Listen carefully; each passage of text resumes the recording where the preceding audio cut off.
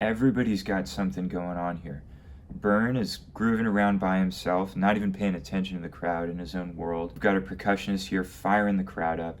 We've got our singers with their own little groove, getting the energy, getting themselves in the presence of mind for the performance in their own way. It's just everybody's together, locked into the music, but also has such a unique identity.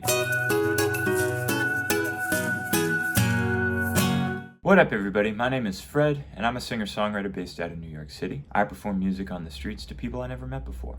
So I'm supremely concerned with the art of performance. I love watching other people's performances and just generally seeing if there are ways to improve the craft, see what we can learn to improve what we do as performers. So we're going to dive into a video today by an amazing band named The Talking Heads. And we're going to pull a track from their 1984 concert film, Stop Making Sense, one of the most well-regarded concert films ever created, and see what we can pull from their onstage personas, from the way they carry themselves, and of course from the music itself, to see if we can, bring some of that back into our own practice. So, a little bit of background, bit of history, and I want to caveat this to say that a lot of what I'm trying to do in these videos is really more help contemporary singer-songwriters and performers pull some of the lessons from past performances and some of that energy from that history and incorporate it into their own performances in a way that aligns with who they are and aligns with what they want to accomplish.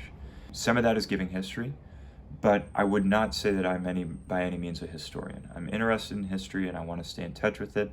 There might be some inaccuracies, and I urge you to please go into the comments and let me know if there's anything that I might have missed or if you have a different perspective on something I've talked about. There's a whole room for a diversity of opinions here. And so I look forward to hearing what y'all have to say. But the Talking Heads, formed in the mid-70s by Byrne and Chris France at David Byrne, the lead singer, and Chris France, the Rhode Island School of Design. Also features bassist Tina Weymouth and guitarist keyboardist Jerry Harrison. That's the group. Came out of RISD, moved to New York, and immediately started combining the sensibility of art school with global influences, also influences such as funk. We'll talk about Parliament Funkadelic in a bit.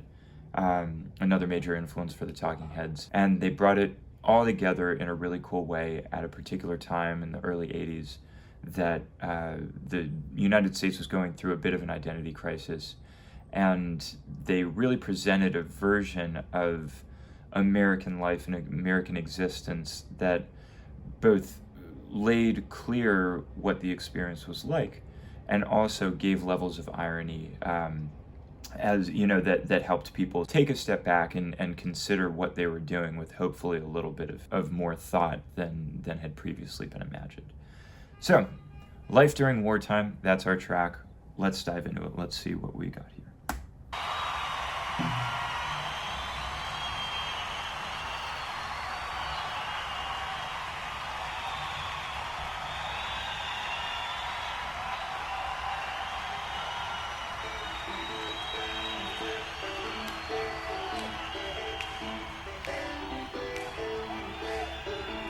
Get the crowd into it, clapping.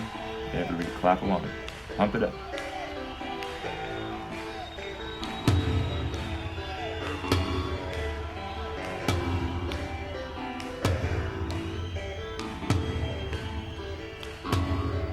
Look at that. Everybody, I know you're going to hate me. I promise we'll get into the music, but I want to back that up just one step because everybody's got something going on here.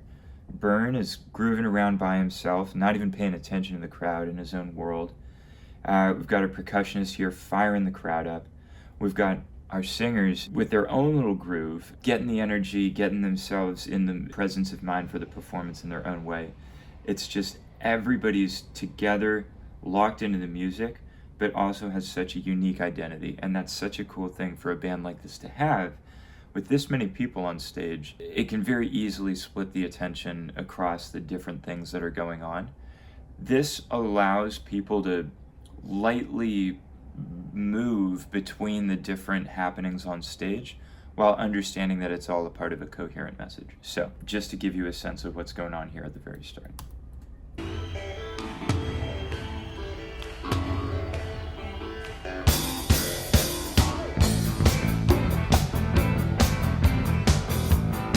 high. Energy's high everywhere.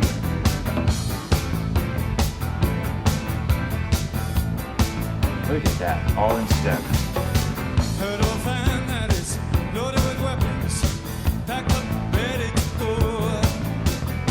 Heard of some grave sites out by the highway, a place where nobody knows. The sound of gunfire off in the distance, I'm getting used to it now. Lived in a brownstone, I lived in a ghetto, I've been all over this town. This ain't no party, this ain't no disco, this ain't no fooling around. No time for dancing, for loving, I ain't got time for that now. Let's get the Oh my goodness. Okay, so backing up just a second. These facial expressions that Byrne is making are twofold. The first is that if you're on stage, especially on a big stage like this, it can be difficult for the audience to see exactly what's going on. If you're in an intimate setting, the tiniest little movements, of course, are perceptible. But one of the things that the Talking Heads have done really effectively on stage, just within the first minute and a half of this song, is created big movements that people can connect with. The audience might not know what they mean necessarily, but from the standpoint of being able to tell that there's something going on, that the audience can tap into, there's a lot for them to engage with and a lot to start to unpack. Why is Byrne making these funny faces? Well, what's the lyrical content about? All of these things are very intentional decisions on the band's part to try to create a coherent experience on the listener's side. That's the one side. The other side to keep in mind is, again, the period of time that this is happening.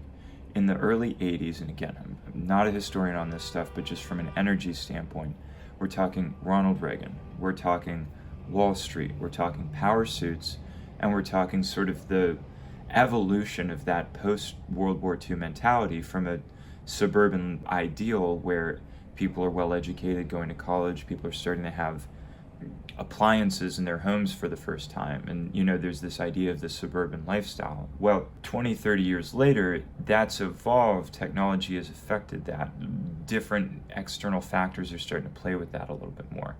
And what Byrne is trying to represent in these settings is this standard, normal view. He's dressed in beige. He's dressed in a shirt and high-waisted trousers, relatively conservatively and very neutral.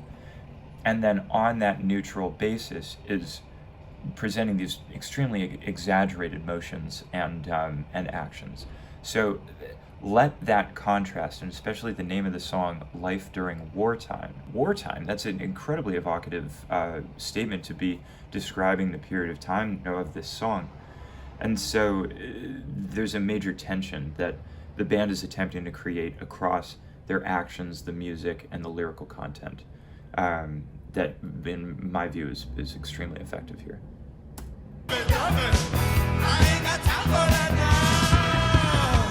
Let's get the message to the receiver. Hope for an answer someday.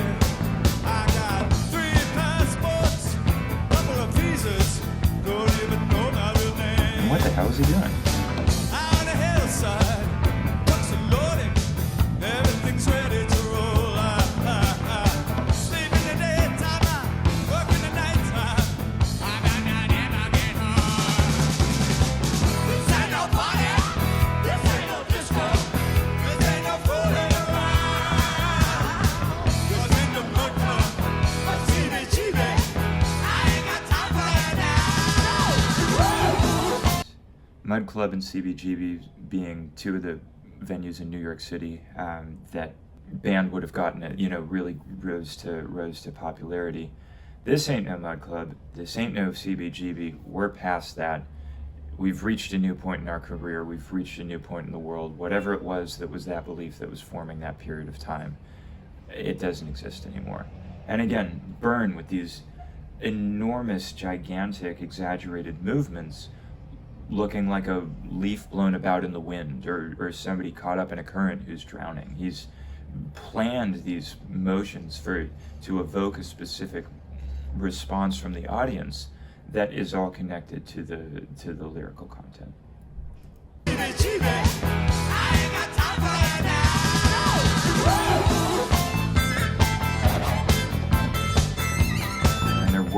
working hard. It's not just the music, it's a physical exhortation.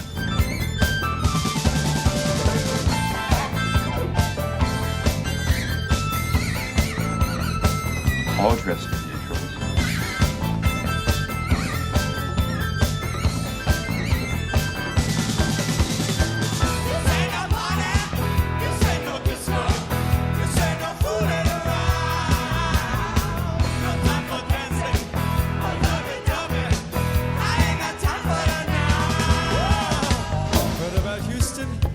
Heard about Detroit, heard about Pittsburgh, PA. You ought to know not to stand by the window. Somebody see you up there. I got some groceries, some peanut butter to last a couple of days. But I ain't got no speakers, ain't got no headphones, ain't got no records to play. Why stay in college? Why go to night school?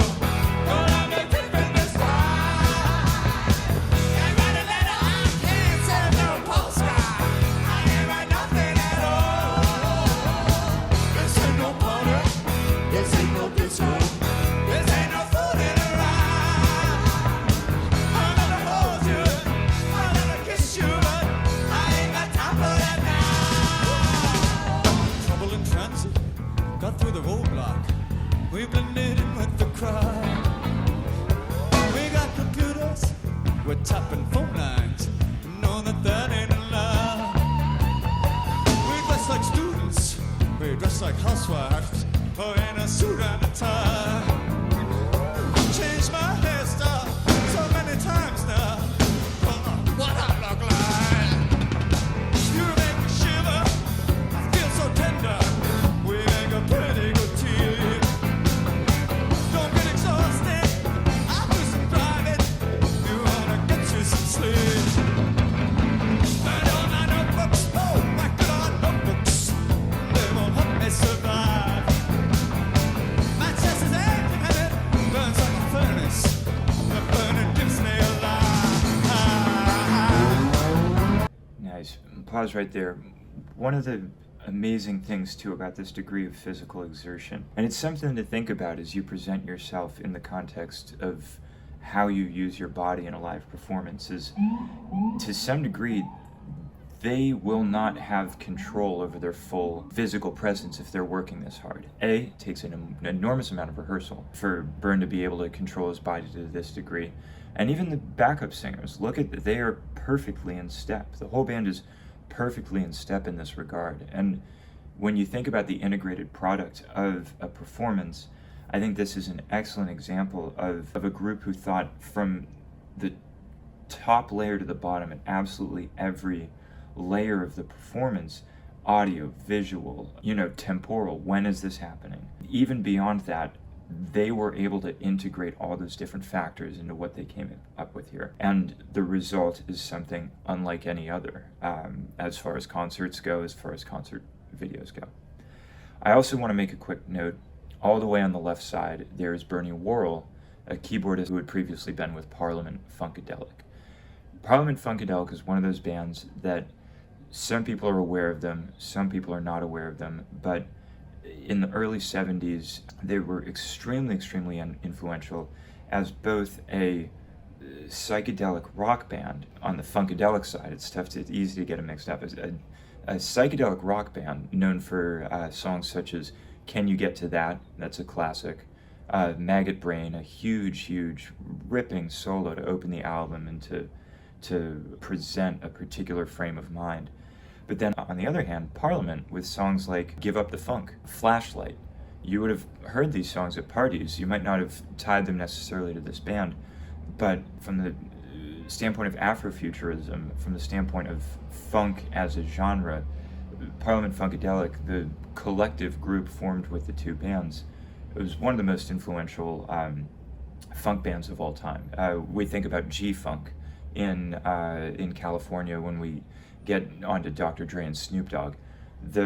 Either sampling directly Parliament Funkadelic or taking the lead synth lines from somebody like Bernie Worrell and coming up with a version of them for Nothing But a G Thing that is directly in the lineage of this style of music. So on the one hand, that lends some authenticity, of course, but that isn't necessarily the primary goal of having him in the band from the Talking Heads standpoint. They want him for his unique perspective. And that it lends this otherworldliness to their sound that is really, really unique. Another major influence is somebody named Fela Kuti, a Nigerian Afro-funk band leader, singer, performer from the 70s as well. We talk about somebody named Brian Eno, producer for Talking Heads, maker of ambient music, producer for U2, who was a band I'm a huge personal fan of, introduced Fela and the Afro-funk grooves of the 70s, these 15-minute songs with driving instrumentation and a repetitive but insightful message, introduced them to somebody like David Byrne, who immediately knew how to incorporate that style into his own music and into the music of the band.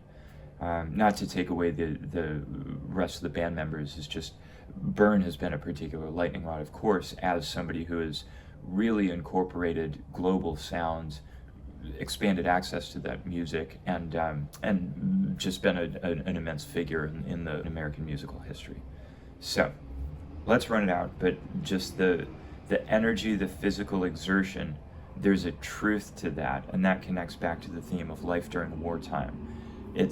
You have to work hard. It's not up to you anymore. It's the only option, and that's what they're trying to show on stage here. Forgive the sirens outside.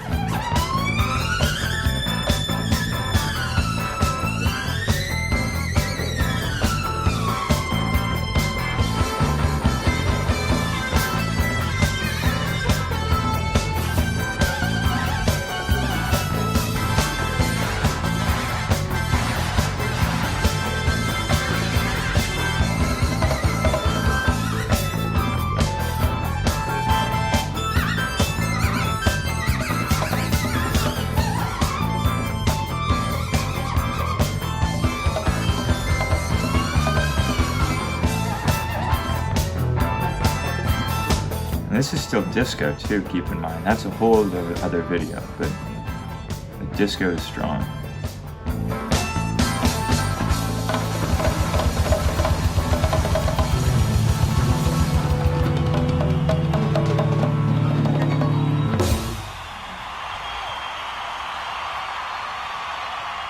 you.